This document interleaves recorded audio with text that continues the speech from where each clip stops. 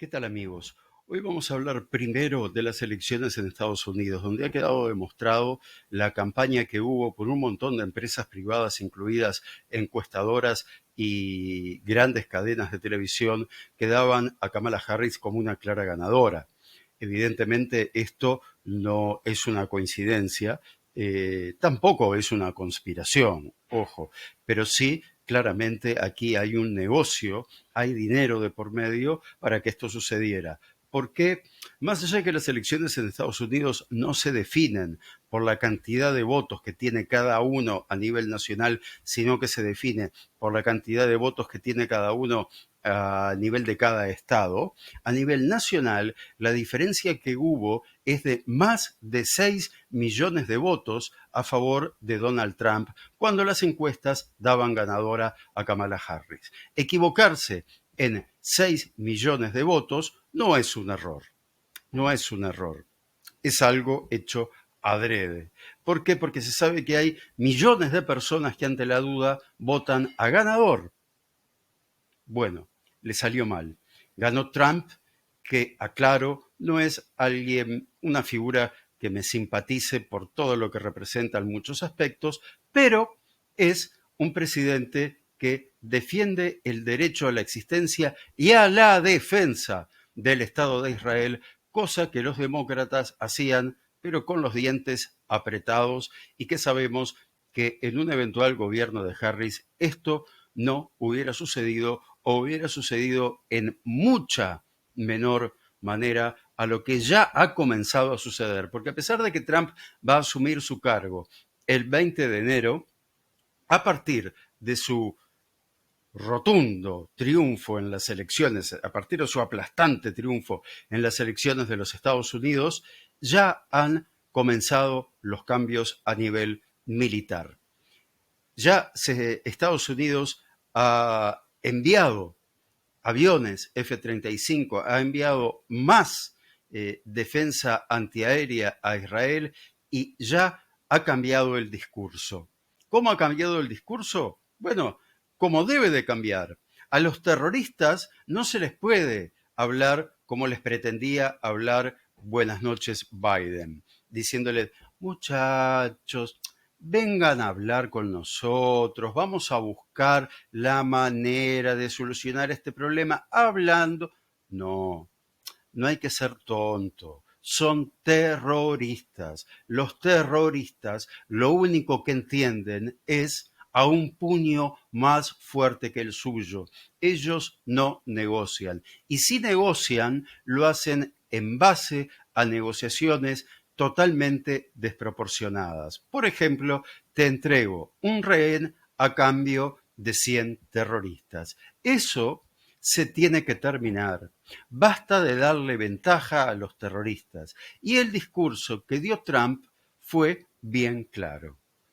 Le dijo a Hamás, espero que el 20 de enero, fecha en la que va a asumir la presidencia Donald Trump, espero que el 20 de enero ya hayan devuelto a los 101 rehenes que tienen, a los 101 secuestrados, a los 101 desaparecidos que están en poder de Hamás. Rehenes, secuestrados, desaparecidos, a los cuales el progresismo en América Latina y el resto del mundo les ha dado la espalda, mientras que a los desaparecidos que son o fueron en su momento progresistas, sí los defiende el actual progresismo en América Latina. Pero si son judíos y si son israelíes, prácticamente pareciera que no fueran seres humanos. Les cuento, todavía hay ciudadanos rusos que están en poder de Hamás. Putin me dio para que Hamás los liberara y Hamás dijo que no. La última negociación por rehenes para aquellos que pidan un alto al fuego para la liberación de rehenes, la última fue negada por Hamás, no fue negada por Israel. Todas las negociaciones han sido boicoteadas por Hamás. Así que basta de pedir un alto al fuego para la liberación de rehenes, porque la liberación de rehenes no depende de Israel. depende de Hamás. Y el ultimátum de el presidente electo de los Estados Unidos, Donald Trump, ha sido más que claro. El 20 de enero deben de estar todos liberados. De lo contrario, deben abstenerse a las consecuencias. Así se negocia con los terroristas, con un puño más duro. Si no hacen lo que nosotros les decimos, los vamos a eliminar. Esa es la forma de negociar con los terroristas. ¿Por qué? Porque en el pasado Israel entregó a miles de terroristas a cambio de un soldado. ¿Qué se obtuvo con eso? Se obtuvo más muerte, se obtuvo más terrorismo. Por lo tanto, basta. Se terminó aquello de entregar 1000 a cambio de uno. Ahora van a tener que entregarlos a todos a cambio de sus propias vidas. Tiene que quedar claro. Se terminó la tontería. Se terminó la diplomacia cobarde. A partir de ahora van a tener que aceptar un puño fuerte sobre sus cabezas.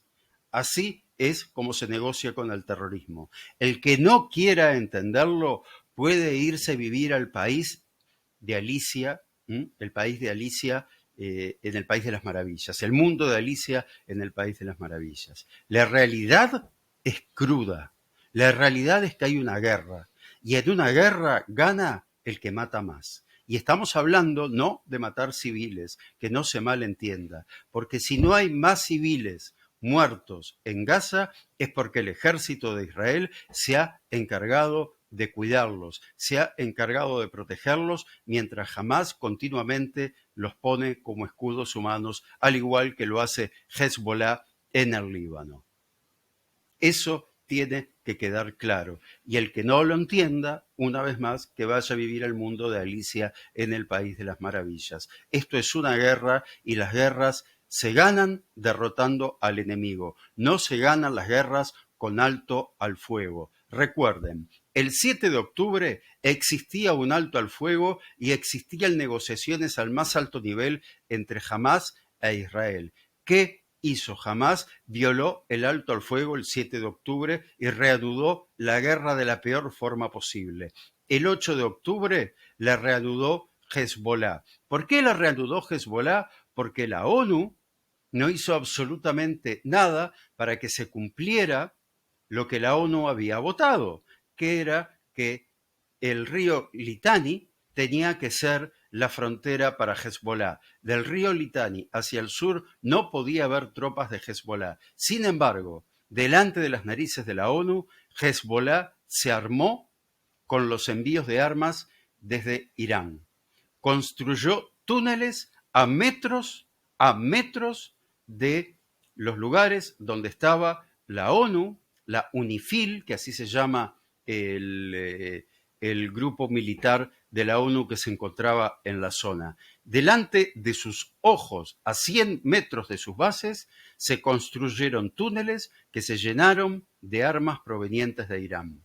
La ONU no ha hecho absolutamente nada para evitar la guerra. La ONU jamás ha luchado contra el terrorismo. Lo único que ha hecho es hacer presencia con los ojos tapados, tanto en el sur del Líbano como en Gaza, donde los propios funcionarios de la UNRWA pertenecían a Hamás y estaban cobrando un sueldo por practicar el terrorismo en contra de Israel.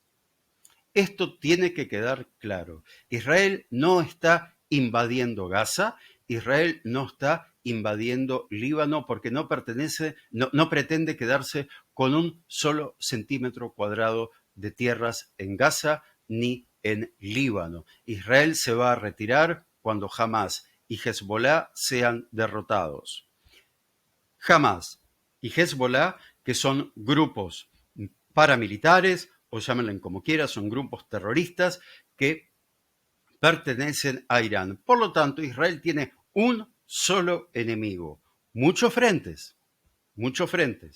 Líbano, Gaza, Siria, Irak, Yemen, Irán, y algunos se me habrá quedado por el camino, pero Irán es la cabeza de este monstruo que ataca continuamente a los civiles israelíes.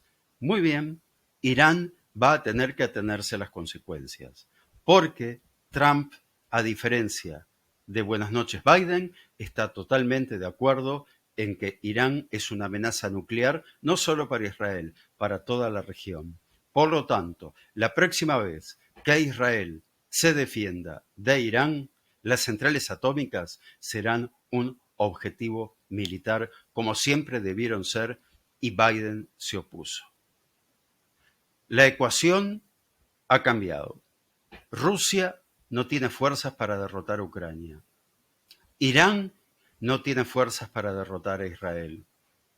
China solamente quiere hacer negocios económicos. No le interesa ninguna guerra. Ni siquiera creo yo que le interese una guerra con Taiwán. Simplemente es una demostración de la fuerza que tiene China, que comparada con la fuerza militar de Estados Unidos es un chiste. Lo otro de lo que quiero hablar con ustedes es de lo que sucede en Israel. Lo que sucede en Israel es un problema de Israel. Son temas políticos que van a definir los israelíes en las urnas en las próximas elecciones. Por lo tanto, quienes vivimos fuera de Israel no tenemos forma de intervenir en la interna de las futuras elecciones israelíes o de lo que políticamente sucede en Israel. Por lo tanto, dejemos la interna israelí en manos de los israelíes. Quienes estamos fuera de Israel nos dedicamos exclusivamente a la defensa del derecho a la existencia del Estado de Israel y a la defensa de, disculpen, aquí esto me quedó mal hablando del español, pero bueno, nos dedicamos a la defensa de la defensa que tiene Israel a defenderse. ¿Sí? Israel tiene derecho a defenderse y nosotros debemos defender eso. El derecho de Israel a defenderse, mientras que muchos le están pidiendo a Israel prácticamente que se deje destruir. Amigas, amigos, voy dejando este video por acá. Recuerden, estamos frente a horas que serán decisivas y que marcarán la victoria de Israel y de sus aliados en Medio Oriente. Marcará la destrucción del régimen de los ayatolás y marcará un futuro Irán persa y no necesariamente musulmán. Quien quiera ser musulmán que lo sea, pero no por la fuerza. La libertad tiene que primar en absolutamente todo el mundo. Y quien no lo crea de esa manera, lo que está haciendo es defender dictaduras asesinas. Los dejo, nos reencontramos en el próximo video. Am Israel Chai.